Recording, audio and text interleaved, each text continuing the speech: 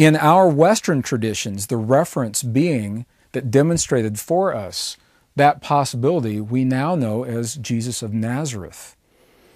In his lifetime, through the Essene traditions and others of the time, we're invited to allow for the possibility that this man, as a reference being, lived the greatest possibility of what it means to be human. He demonstrated for us, through the choices that he made in his life, the greatest possibility of our potential.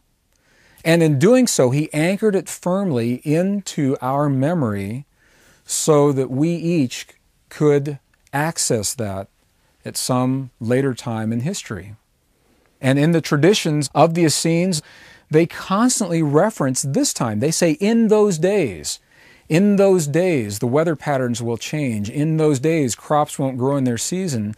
In those days, you will do what our reference being has done and much, much more during this time in history. It may be that we actually have a physical body of evidence to support the possibility of this phase transition in a very controversial relic of antiquity that is called the Shroud of Turin. Briefly, what I'd like to say about the shroud is simply this. The Shroud of Turin in the ancient literature is identified as the burial shroud for the man that we know as Jesus of Nazareth. For 500 years, we don't know where it was until about 1,500 years ago. 1,500 years ago, it surfaced and was shown publicly, and there is an image of a man emblazoned on the shroud. And how the image got there has been the subject of tremendous controversy and scientific debate ever since.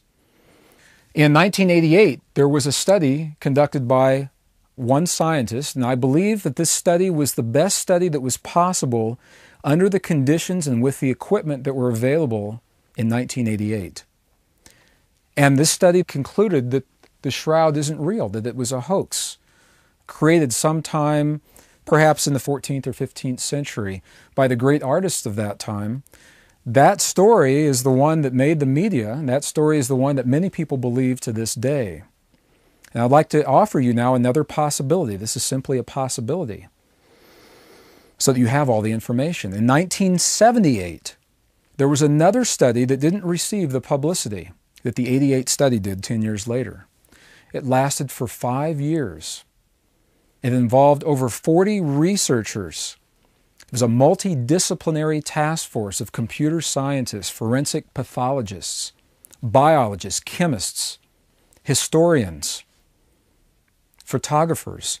Over 30,000 images documented this 5-year study from some of the greatest laboratories of our time: Los Alamos National Labs in northern New Mexico, Sandia National Laboratories, part of Kirtland Air Force Base. In 1983, the study was complete, and it was released to the engineering community through symposiums and conferences, and it was never picked up well in the media.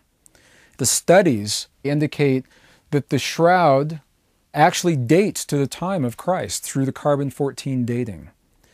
That what appears to be blood on the shroud is in fact blood, that it is human blood, and there's so much blood there that it is actually typed. We have hemoglobin samples and bile pigments. That's how much blood there is on this shroud. Through the three-dimensional imaging, for the first time, we're able to actually provide dimensions to the man from the shroud. He was about 5 feet 11 inches tall and weighed 178 pounds. We'll never know precisely who the man in the shroud was. What we do know is that he underwent a biological process that is not explained by our physics and our chemistry today. And what the engineering report actually says is that the man inside the shroud underwent a rapid, intense heat process of biological origin that scorched his image onto the shroud through a process that's not explained in our science today.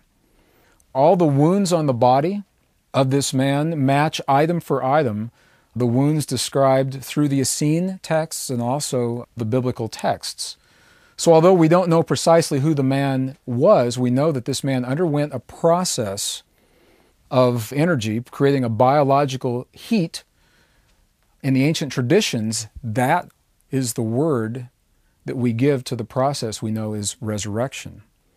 In the resurrection process, we're invited to allow for the possibility that it transcends religion and science and mysticism, that perhaps it's a very natural state of affairs as each human lives the opportunity of expressing our greatest potential. As we go through the phase transition, the change in the magnetics and the change in the frequency of the earth, that the human form, as it goes through that same transition, is expressing itself is a higher or a greater modality. And that great expression, according to these ancient traditions, is what is suggested in this shroud. So it may be, if these traditions hold true, that we have at least one physical body of evidence to suggest that this phase transition has occurred at least once with at least one human in the last 2,000 years. And that opens up a vast array of possibilities and potential. Nearly every indigenous culture has had a name for what this time in history is all about. The Hopi, for example, call it the coming of the sixth world, or the beginning of the new dream. Researchers now that are witnessing the changes are calling this the magnetic shift to zero, or the time of the polar reversal, or a dimensional shift. Now others are calling this the time of 0 point. 0 point, that pivotal moment, that rare opportunity in history, when all of these parameters converge on this time and this experience of space-time, where we may take all of the experience that we have ever had collectively and pivot from that point forward into something brand new that's never been done before. 0 point. We entitled this body of information Beyond 0 Point. And there's a reason for that.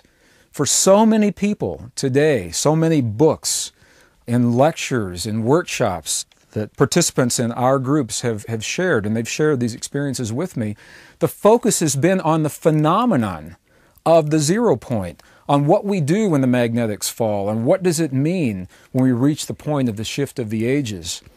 The outer phenomenon, the sensationalism of that outer phenomenon. From my perspective, each of these events that are happening, the crop circles, the shift in the magnetics, the galactic phenomenon that we're seeing of new galaxies being birthed and new signals from within our Milky Way, as interesting as they all are, I believe they're byproducts of something much more significant. And that something is the change that's occurring within each of us in this moment. Is it possible that the greatest challenges of our lives, the challenges of health and survival, the greatest challenges of emotion in our lives, could they be the triggers that push us into the place within our lives where we must reach deep inside and awaken this great potential that lives within us? And that potential is what carries us across the threshold through this membrane of the time that we call 0 point, or the shift of the ages. Is it possible that that's happening? And I believe that this, the beyond 0 point, looking beyond the outer phenomenon of what's happening within our bodies, this is the possibility, this is the hope, this is the crux of this moment, this time in our lives. We'll bring these possibilities into play, and we'll explore this further for the rest of our program.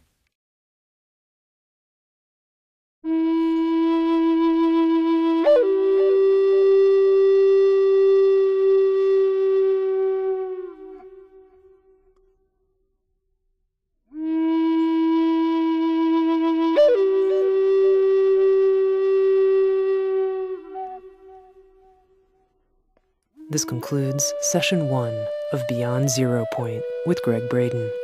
Our program continues with Session 2.